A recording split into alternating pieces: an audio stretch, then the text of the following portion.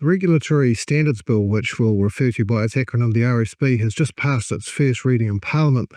It's been to the Select Committee consultation at the first stage and is due to be reported back to the House.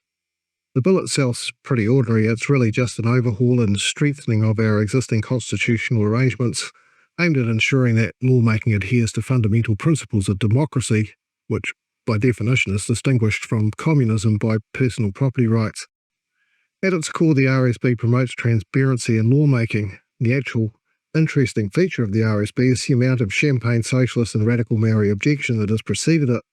That dissent has been a direct attack on parliamentary sovereignty, the democratic lawmaking process and universal suffrage. The constitutional attack was launched in the Waitangi Tribunal by various Maori activists. It's not known who all the individuals are at this juncture, but a few of the usual suspects have been named by the tribunal. One frequent tribunal agitator is Turiti Moxon. Moxon is a radicalised ethno-Marxist and fanatical racist. She's a well-known Te Pāti Maori Party activist and persistently pushes the agenda of what she calls the Toitū Te Tiriti movement. Moxon shirt tails off her husband's royal title using the pronoun lady to add borrowed authority to her racist diatribe. Now, contrary to what Moxon claims, Toitū Tiriti is not a movement. It's actually a private company that sells separatist propaganda merchandise on Timu. It organises publicity stunts and funds civil disorder activities.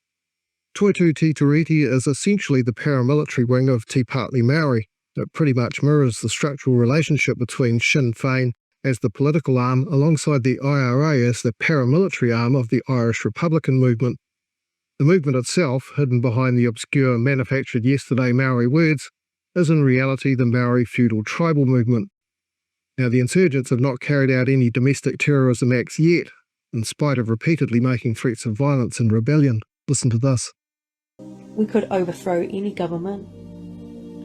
We could do whatever the fuck we wanted. When we can just come together and launch our own full-on attack. You might as well also start thinking about how we're going to take our country back too. The other tribal agitator is Hinemoa Elder.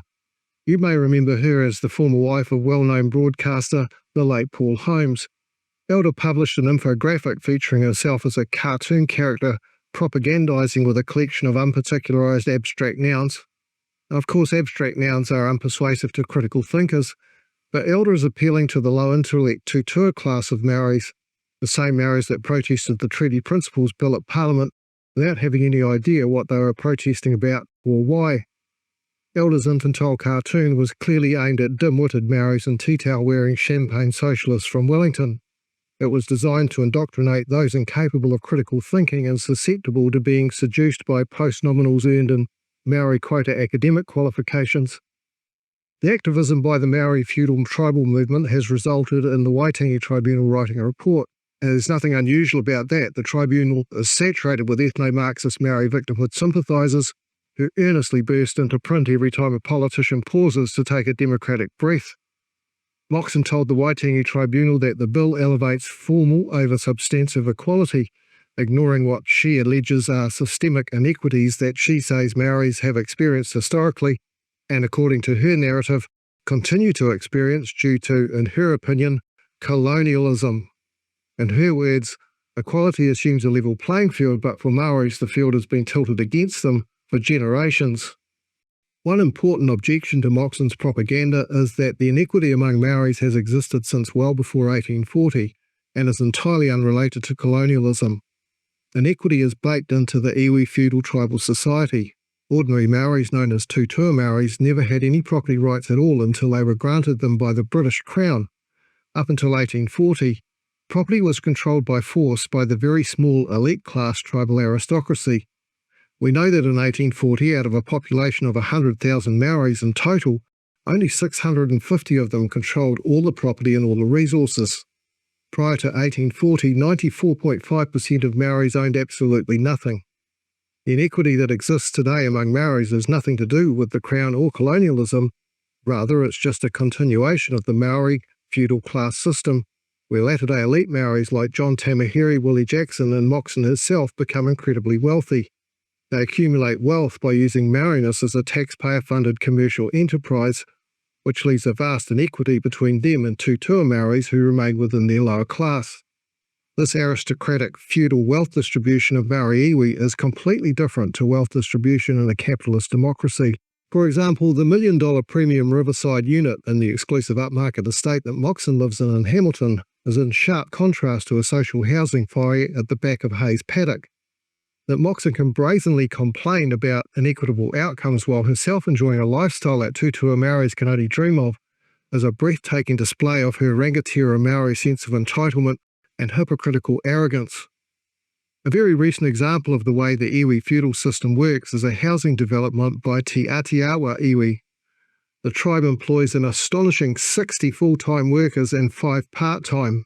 They've recently built 8 new homes for Tutua Maori members, and while this may sound positive, the homes are rentals.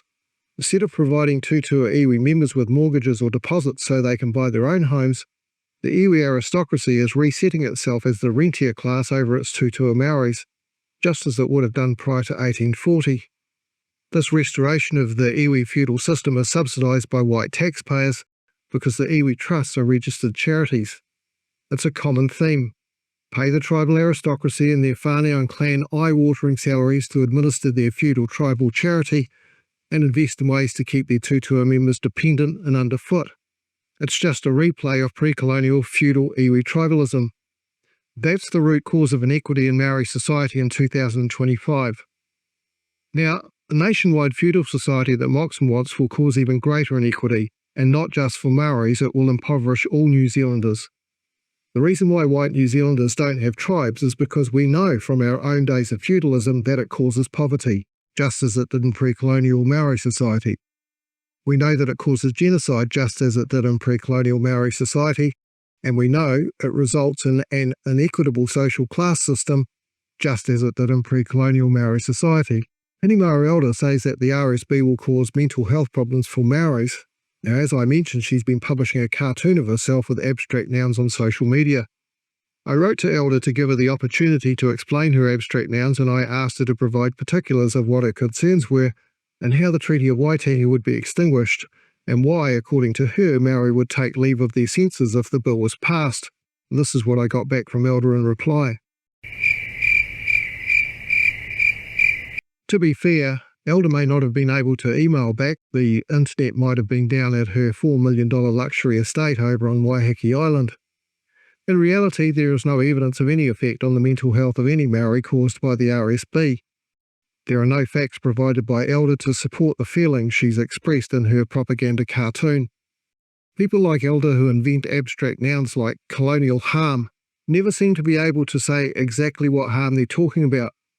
But after eagerly lapping up propaganda from Elder and Moxon, the tribunal said this: "The Crown therefore has an obligation to embark upon targeted consultation with Maori in good faith before any such legislation is introduced to the House." The tribunal does not say which Maori this targeted consultation should be aimed at. As a matter of fact and law, the Crown most certainly has no such obligation at all. Consultation with New Zealanders accommodated in the Select Committee process once legislation has been introduced into the House.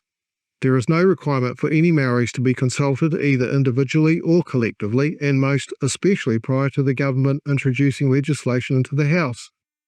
Maoris do not get a veto on lawmaking. Maoris are not a higher authority than parliamentary sovereignty, and the tribunal is well out of line to suggest that they are. To describe the tribunal's attitude as outrageous is not an overstatement. It doesn't take much digging to find connections and conflicts of interest between the Waitangi Tribunal panel members and the claimants in these types of claims. A quick search through the records of the Companies Office turns up a myriad of trust and company directorships with a revolving door hierarchy reminiscent of the Italian mafia. Just in passing in the RSB case, I found out that one of the tribunal adjudicators, David Williams, is a governor of the Anglican Church, and Moxon's husband David, who she borrows her royal title from, is a senior New Zealand Anglican bishop. The presiding judge in the tribunal is Nathan Milner. He's a member of the Ngāti Porou and Kaitahu iwis. So we have an iwi neo-rangatira who has a vested interest in the outcome, deciding that Maoris have some kind of veto on the people's democratically elected government. And to make the optics even worse, we have a banned Irish member of parliament from Te Partly Maori sitting in the audience with a skeleton hung around her neck. This is another example of the Waitangi Tribunal stepping outside its lane, attempting to elevate itself to some kind of constitutional tribal council and promote fractional ancestry above universal suffrage and equal rights. This is another example of why the tribunal needs to be shut down and the Treaty of Waitangi Act repealed. Half a century of trying to build a nation with one hand tied behind our backs has been a disaster for everyone, and the whole idea needs to be abandoned.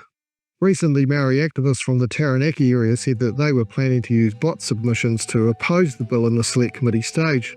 But not to worry. Unlike the Treaty Principles Bill, the enactment of the RSB is part of the coalition agreement.